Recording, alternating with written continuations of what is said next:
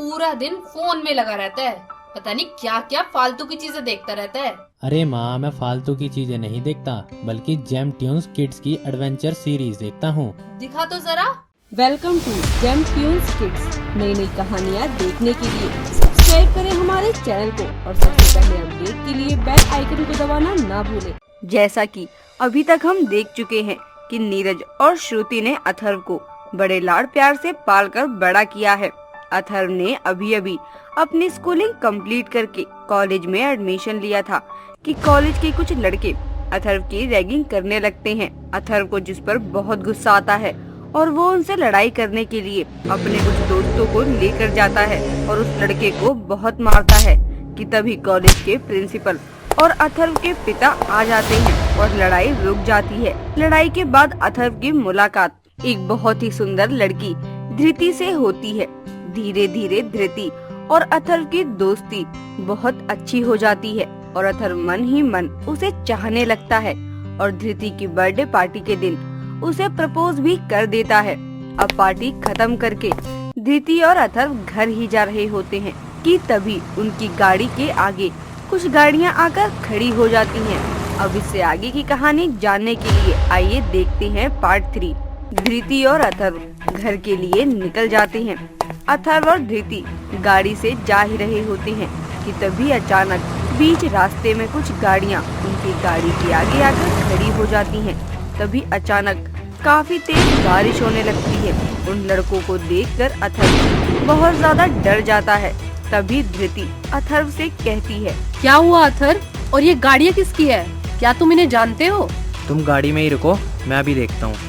इतना कहकर अथर्व गाड़ी से उतर जाता है और देखता है कि कुछ लड़के उसकी गाड़ी के आगे खड़े हुए हैं, जिनमें से एक लड़का कहता है, हाँ भाई, कहाँ से आ रहे तुम रात को? तुम लोग कौन हो? ओ भाई, गाड़ी में तो लड़की भी है, आओ तो जरा देखें। तुम्हें जो कहना है मुझसे कहो। लड़की की तरफ देखा भी ना तो तुम्हारी आंखें नोच लूंगा। अच्छा, तेरी इतनी हिम्मत? इतना कहकर एक लड़का अथर्व की गाड़ी की तरफ जाने लगता है। तभी अथर्व उसे पीछे से खींचता है और कहता है, कहा ना गाड़ी की तरफ मत जा। अथर्व के इतना कहते ही उस लड़के के दोस्त अथर्व को पीछे से मारना शुरू कर देते हैं और एक लड़का अथर्व की गाड़ी का दरवाजा खोलकर धृति को बाहर खींचकर ले आता है। तभी धृति चिल्लाते हुए कहती है, अथर्व! वो लड़का धृति का हाथ पकड़कर खींच ही रहा होता है कि तभी उस पर पीछे से वार होता है और वो गिर जाता है। धृति, तुम ठीक हो ना? आदित्य, तुम यहाँ? जाओ, तुम गाड़ी में बैठ जाओ। आदित्य और उसके दोस्त उन गुंडों को मारने लगते हैं और अथर्व को उन गुंडों से बचाते हैं। तभी वो गुंडे वहाँ से भाग जाते हैं और अथर्व आदित्य से कहता है, आदित्य, तुम्हारा बहुत बहुत शुक्रिया भाई, आज तुमने मुझे इतनी बड़ी मुसीबत से बचाया है। अरे कोई बात नहीं यार, भाई हो तुम अपने। मैंने तुम्हारे साथ कॉलेज में जो किया था, पर गलती उसमें मेरी ही तो थी। वैसे तुम यहाँ कैसे आए? मतलब तुम्हें हमारा पता कैसे चला? मैं तो बस यहाँ से अपने घर जा रहा था, तभी मैंने धृति की आवाज़ सुनी और मैं यहाँ आ गया। वो सब छोड़ो यार, चलो घर चलते हैं, बहुत लेट हो गया है। हाँ चलो, मैं तुम्हें घर छोड़ देता हूँ। इतना कहकर अथर्व, धृति और आदित्य अपने अपने घर आ जाते हैं। अथर्व घर आता है तो देखता है कि उसके पिता नीरज हॉल में बैठे होते हैं। तो अथर्व उनसे बचकर अपने कमरे में जाने लगता है। तभी उसके पिता नीरज कहते हैं, क्या हुआ है तुम्हें? ये मास्क क्यों लगा रखा तुमने? कुछ नहीं पापा, वो थोड़ी तबीयत खराब है। कहाँ से आ रहे हो इतनी रात को? कुछ नहीं पापा, बस वो एक दोस्त की बर्थडे पार्टी में गया था। अब तुमने झूठ बोलना भी शुरू कर दिया। कौन थी वो लड़की? पापा, वो दोस्त ही तो है। अर्थव, पढ़ाई पर ध्यान दो, दोस्ती यारी काम नहीं आती। जी पापा। इतना कहकर अथर्व अपने कमरे में चला जाता है। अब ऐसे ही समय बीतता रहता है।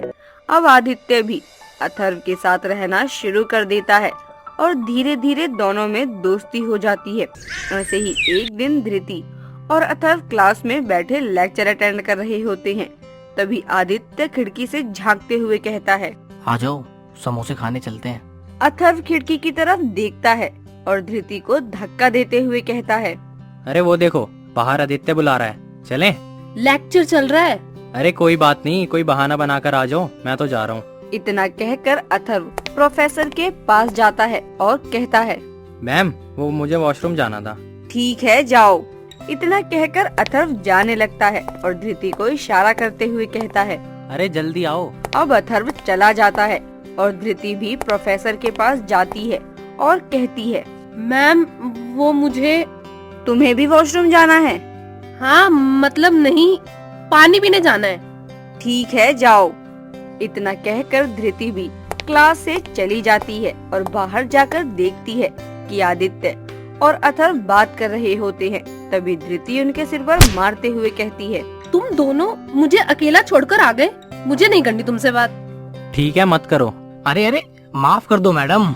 चलें अब समोसे खाने या बात ही करते रहोगे? हाँ चलते हैं। इतना कहकर अथर्व, धृति और आदित्य समोसे खाने के लिए जाते हैं। तभी धृति कहती है, आज समोसे कौन खिला रहा है वैसे? हम दोनों में से ही कोई खिलाएगा, तुम तो खिलाने वाली हो नहीं। मैं खिलाऊं या तुम, बात तो एक ही है। ठीक है फिर आज तुम्हारा समोसा भी मैं ही खा लेता हूँ। हाँ हाँ भाई, लड़कियों का भी सही है, इसे ही देख ले लोचंड कहीं की। भैया 3 समोसे ले आओ।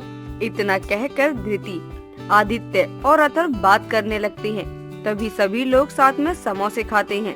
समोसे खाकर आदित्य धृति से कहता है, और कुछ आज्ञा महारानी जी?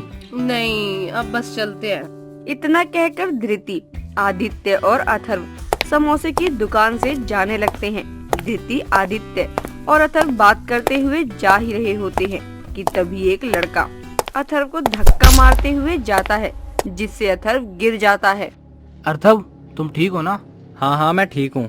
अभी बताता हूँ इसे।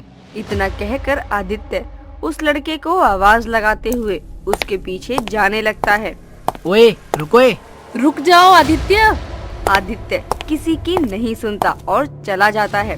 धृति और अथर्व काफी देर तक आदित्य का इंतजार करते रहते हैं। तभी अथर्व कहता है, पता नहीं आदित्य कहाँ चला गया, अभी तक आया नहीं। मुझे लगता है मैं चल के देखना चाहिए। हाँ तुमने सही कहा। इतना कहकर धृति और अथर्व जाने लगते हैं।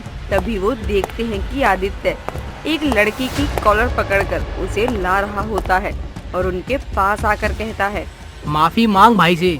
अरे आदित्य माफ कर दो भाई, मुझसे गलती से धक्का लग गया था। ठीक है जाओ।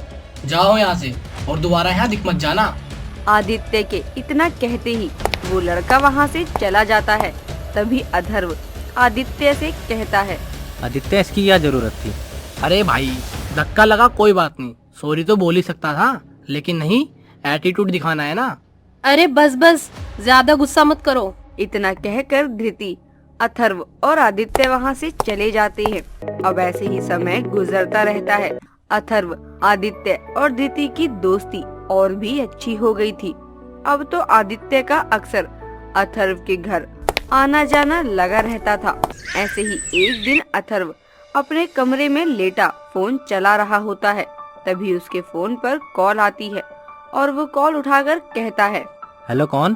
तभी फोन में से कोई बोलता है, जिसकी बात सुनकर अथर्व बहुत ज्यादा चौंक जाता है और कहता है, क्या? कैसे? मैं अभी आ रहा हूँ। तभी अथर्व कॉल कट कर देता है और चला जाता है। दोस्तों, आपको क्या लगता है कि आखिर अथर्व को किसका कॉल आया होगा, जिसे सुनकर वो इतना ज्यादा चौंक गया? अगर आगे की कहानी जानना चाहते हैं तो हमें कमेंट करके बताइए।